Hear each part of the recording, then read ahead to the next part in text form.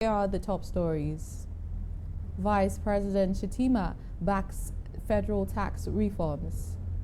Governor Diri advocates political inclusion for women. Kano Assembly begins impeachment process for its deputy governor.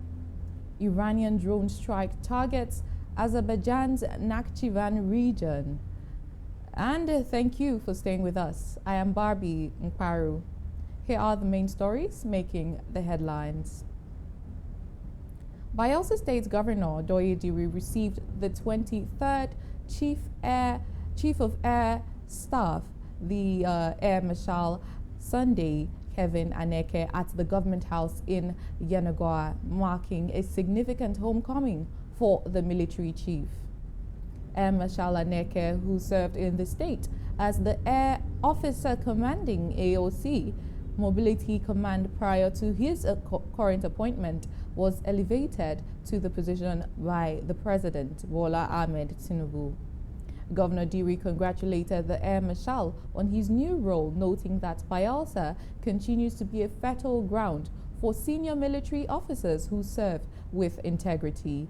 The governor emphasized that the relationship between the state's government and the Nigerian Air Force remains exceptionally cordial, citing the military's immense contribution to the peace and security enjoyed across the state. Governor Diri remarked that the Air Marshal's promotion is a testament to his dedicated service and synergy with the people of Bayelsa during his previous posting, and expressed pride that officers who serve the state faithfully are frequently rewarded with higher national responsibilities, stating that good service leads to more service. Bayelsa State's Governor, Senator Doye Diri, has urged women across Niger Delta region to participate fully in politics, stressing that they should not be treated as second-class citizens. Governor Diri made the call while attending the Pan-Niger Delta Forum Pandef Women Conference in Yenagoa, emphasizing that special seats in the assembly or other elective positions should not only be temporary solutions and not a permanent measure that reinforces their inequality. He highlighted the success of women in countries like Britain and the United States, noting that their political systems do not rely on special seats, and urged Nigerian women to demand total emancipation and equality in governance. Governor Dewey also recounted his efforts to integrate more women into the Bayelsa State governance, noting progress in the state Executive Council and House of Assembly, while acknowledging challenges faced in achieving full representation. Pandef National Women Leader, Reverend Mrs. Grace Ekong, called on women to acquire education, skills, and experience to actively participate in politics and contribute to regional development. The conference was attended by former First Lady of Nigeria, Dr. Patience Jonathan, Rivers State Deputy Governor, Professor Ngozi Odu, Pandef National Chairman, Ambassador Dr. Godknows Bolade Gali, and representatives from women's groups across the Niger Delta. Vice President Kashim Shettima has endorsed the federal government's tax reform strategy, saying it will improve Nigerians' quality of life while easing the burden of multiple levies on companies and low-income earners. Speaking at an interstate banking breaking of fast for Ramadan and Lent at the State House Abuja, Shettima, representing President Tinubu, emphasized that the measures are designed to promote economic growth, reduce poverty, and simplify the tax system for individuals and small businesses. The event was attended by members of the Federal Executive Council, the Central Bank Governor, presidential advisors, senior aides, and leaders of government agencies. The Federal High Court in Abuja has discharged and acquitted suspended Deputy Commissioner of Police Abba Kyari of a 23-count charge of alleged non-declaration of assets filed by the National Drug Law Enforcement Agency, NDLEA. Delivering judgment, Justice James Omotosho held that the prosecution failed to provide sufficient evidence against Kyari and his two brothers who were accused of swearing false affidavits to conceal property origins. The judge noted that the agency did not tender credible documents linking Kyari to properties in Fountain Estate, Kasana, Linda Choko Road, Asokoro, or Maiduguri, Borno State. He further emphasized that ownership could have been established through traditional history, title documents, acts of possession, or possession by connection, none of which the prosecution presented. Kano State House of Assembly has commenced impeachment proceedings against its Deputy Governor Aminu Abdul Salam over alleged misconduct, abuse of office, and breach of public trust. A total of 38 lawmakers signed the notice, which was read by Speaker Ismail Falgori, who has directed that Abdul Salam be formally served in line with constitutional procedures. The move follows political tensions after Governor Abba Yusuf defected from the new Nigeria's People's Party to the All Progressive Congress last year, while Abdul Salam chose to remain with the NNPP.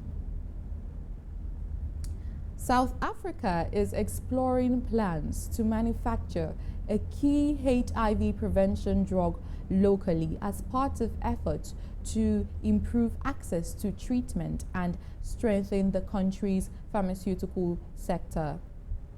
The government is working with international partners, including Unitide and United States Pharmacopoeia, to identify a domestic manufacturer capable of producing the long-lasting and long-acting HIV preventive medicine, lenacapavir. The drug developed the Gilead Sciences, which is administered as an injection twice a year and is regarded as a promising tool in global efforts to prevent HIV infection. Officials say local production could significantly reduce costs and expand access to the medication in South Africa, which continues to bear the world's largest HIV burden, with an estimated of over 8 million people living with the virus in the country.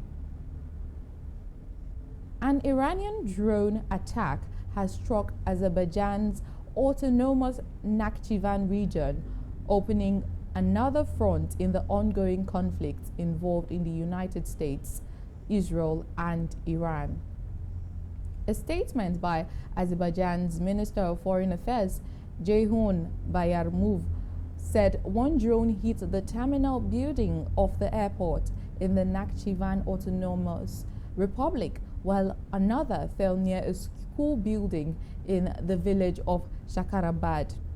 The government of Azerbaijan strongly condemned the attack, describing it as a drone strike launched from the territory of the Islamic Republic of Iran. Authorities said the incident injured 2 civilians and caused material damage to the airport facility. And a roundup of news as regards sports. Roundup of U.S.-Israeli-Iran war so far sees tension in the Middle East intensified as fresh military exchanges were reported between Israel and Iran.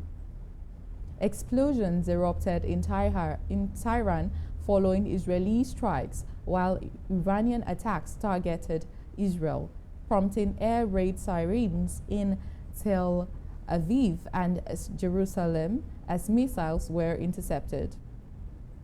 Meanwhile, explosions were reported in Qatar and Bahrain, while Azerbaijan said it was struck with 2 Iranian drones.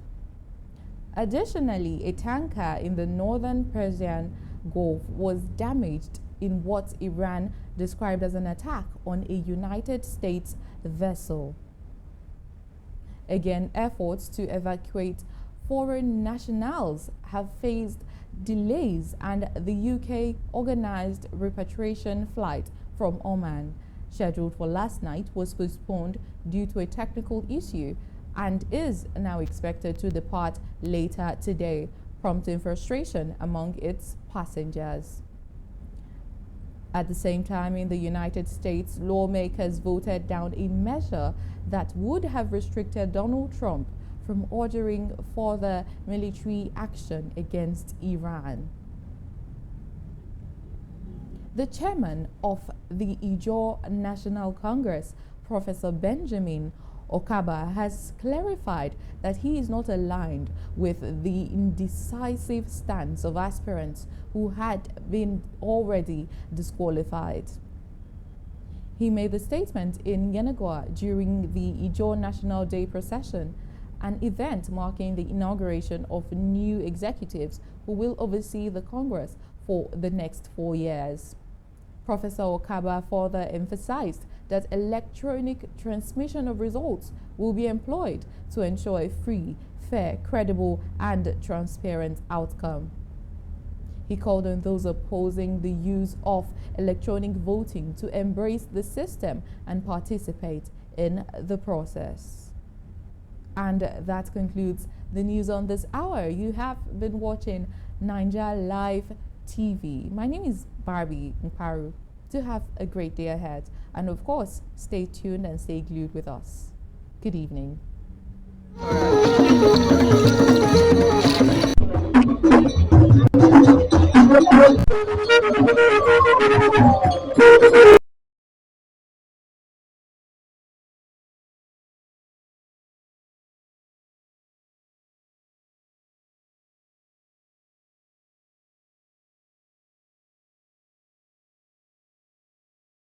I've never midwifed. I only give responsibility to them, and I expect them to do the very best. So on this issue of qualification and disqualification, I'm making it clear as now that it wasn't they have not been communicated at all on the issue. Yes, that is the fact that was clearly explained to us during the stakeholders gathering. We're going to be electronic. Well, we don't know the reason why they are not comfortable, because all over that is the best in anything.